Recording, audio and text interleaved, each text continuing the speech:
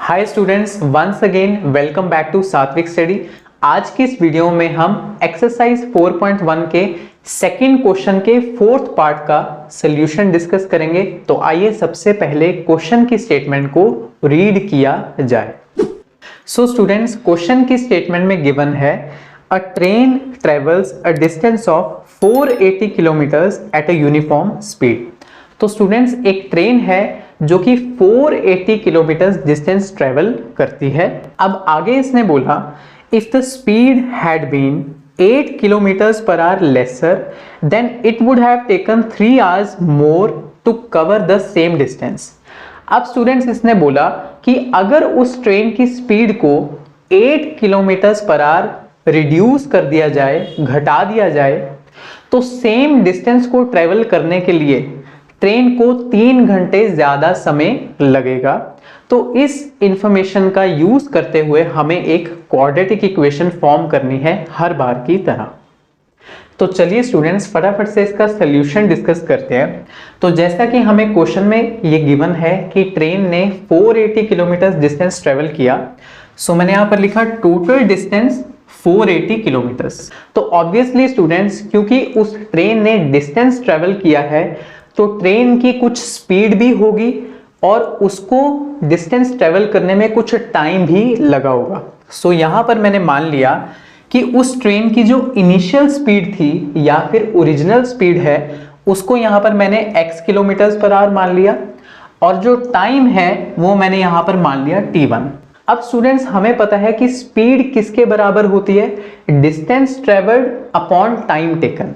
तो यहां पर मैंने लिखा speed is equal to distance upon time. मतलब अगर मुझे उस ट्रेन की स्पीड कैलकुलेट करनी है तो उस ट्रेन ने कितना डिस्टेंस ट्रेवल किया अपॉन और कितना टाइम लगा उस डिस्टेंस को ट्रेवल करने में। अगर मैंने इन दोनों को डिवाइड कर दिया तो मेरे पास उस ट्रेन की क्या आ जाएगी? स्पीड आ जाएगी। सो यहां पर हमारे पास स्पीड है ट्रेन की x is equal to distance students हमें गिवन है 480 और टाइम हमने यहां पर माना था t1। So x is equal to 480 upon t1। अब स्टूडेंट्स, यहां से मैंने t1 की वैल्यू निकाल ली which is equal to 480 by x। इस t1 को स्टूडेंट्स में यहां पर ले गया और इस x को मैंने यहां पर डिनोमिनेटर में शिफ्ट कर दिया। सो यहां पर मेरे पास फर्स्ट इक्वेशन आ चुकी है। अब स्टूडेंट्स, क्वेश्चन में हमें दो चीजें बोली गई थी। Speed became 8 kilometre per hour lesser, time became 3 hours more. हमें ये क्वेश्चन में बोला गया था कि बाद में ट्रेन की जो स्पीड है वो 8 किलोमीटर पर आवर कम हो गई और जो उसको टाइम लगना था वो 3 घंटे ज्यादा लगा। तो इसी चीज को अब हम इक्वेशंस में यूज करने की कोशिश करेंगे। So new speed is equal to x minus 8 kilometre per hour. अब स्टूडेंट्स, जैसा कि हमें क्वेश्चन में बोला गया कि ट्रेन की speed 8 kilometre per our reduce हो गई, तो क्योंकि ओरिजिनल स्पीड तो हमने ट्रेन की क्या मानी थी? x मानी थी। तो इसका मतलब जो न्यू स्पीड होगी वो कितनी हो जाएगी? x minus 8। मतलब जो ट्रेन की स्पीड है वो 8 किलोमीटर पर आवर घट गई। और इनिशियली हमने कितना टाइम माना था स्टूडेंट्स? t1। तो जो नया टाइम होगा वो कितना होगा? 3 घंटे ज्यादा। मतलब पुराने टाइम में हमने क्या ऐड कर दिया? 3 ऐड कर दिया। सो ये आ गई मेरे पास न्यू स्पीड और न्यू टाइम। अब फिर से स्टूडेंट्स हम यहां पर speed is equal to distance upon time वाला फॉर्मूला अप्लाई करेंगे। Again speed is equal to distance upon time. अब की बार जो स्पीड है वो है x minus 8 is equal to distance है स्टूडेंट्स 480। डिस्टेंस तो अभी भी सेम ही है और जो टाइम है वो है इस बार t1 प्लस 3। अब स्टूडेंट्स, यहां से हम t1 की वैल्यू को फाइंड करने की कोशिश करेंगे। t1 की वैल्यू क्यों फाइंड कर रहे हैं ये आपको भी आगे चल के पता चल जाएगा। तो t1 की वैल्यू फाइंड करने के लिए सबसे पहले मैं t1 प्लस 3 को यहां पर ले आया और x माइनस 8 को डिनोमिनेटर में ले आया। So t1 plus 3 is equal to 480 upon x minus 8 और यहां से t1 की वैल्यू कितनी आ जाएगी स्टूडेंट्स? इस 3 को हम राइट हैंड साइड पर ट्रांसफर कर देंगे तो ये बन जाएगा -3। So t1 is equal to 480 upon x minus 8 और ये 3 इधर जाकर बन गया -3। Let it be my equation number 2। अब स्टूडेंट्स आप यहां पर एक पॉइंट ऑब्जर्व कीजिए, T1 की वैल्यू 480 अपॉन x के भी बराबर है और T1 की ही वैल्यू इसके भी बराबर है। इसका मतलब ये दोनों वैल्यूज आपस में भी क्या होनी चाहिए, इक्वल होनी चाहिए, क्योंकि T1 इसके इक्वल है, T1 दोबारा से इसके इक्वल है, तो इसका मतलब ये दोनों क्वांटिटीज आपस में क्या होनी चाहिए, सेम होनी चाहिए, इक्वल होनी चाहिए।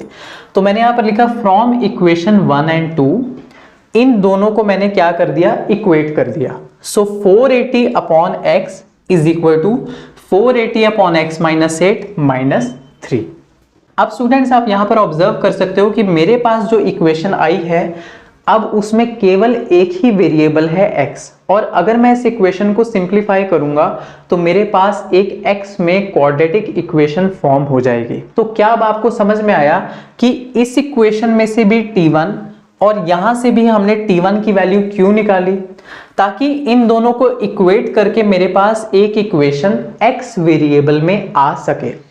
तो अब हम इस इक्वेशन को करेंगे सिंप्लीफाई, बट नेक्स्ट स्लाइड में।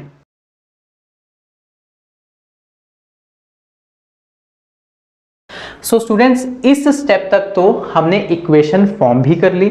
अब हमें इस इक्वेशन को सिंप्लीफाई करना है और एक क्वाड्रेटिक इक्वेशन के फॉर्म में रिड्यूस करना है।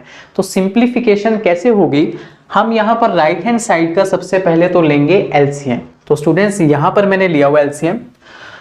सो 480 अपॉन एक्स को मैंने एज इट इज लिख लिया इज इक्वल टू, अब स्टूडेंट्स यहां पर डिनोमिनेटर में है 1, सो x माइनस 8 और 1 का एलसीएम आ जाएगा x माइनस 8, 1 इसके साथ मल्टीप्लाई होगा तो यहां पर बचेगा 480, और जब -3 इसके साथ मल्टीप्लाई होगा तो मेरे पास एक टर्म आएगी -3x और एक टर्म आएगी +24, और डिनोमिनेटर में मेरे पास क्या आ जाएगा, x minus 8। I hope students कि आपको एलसीएम तो लेना एटलीस्ट आता ही होगा। सो अब हम सिंपली यहां पर क्रॉस मल्टीप्लाई करेंगे। सो ये x माइनस 8 इस 480 के साथ मल्टीप्लाई होगा और ये x इस पूरी चीज के साथ मल्टीप्लाई हो जाएगा।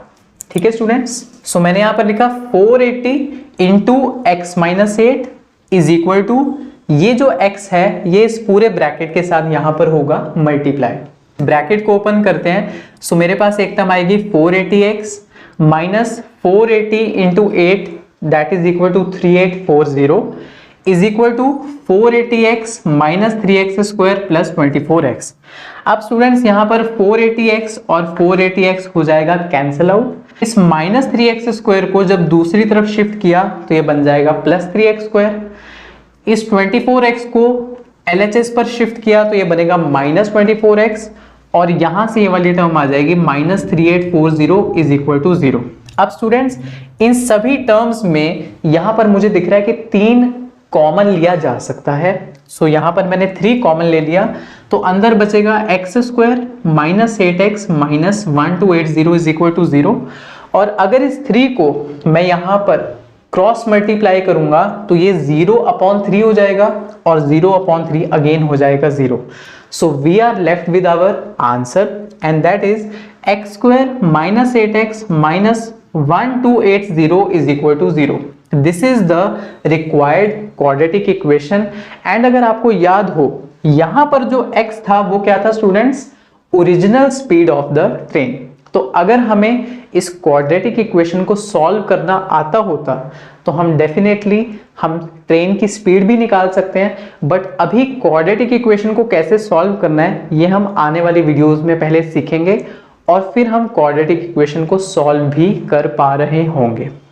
सो आई होप स्टूडेंट्स कि आपको ये वाला क्वेश्चन बहुत अच्छे से समझ में आया होगा। अगर आपको कोई भी डाउट है तो प्लीज नीचे कमेंट सेक्शन में मुझे जरूर बताना। अब हम मिलेंगे नेक्स्ट वीडियो में। Thank you so much.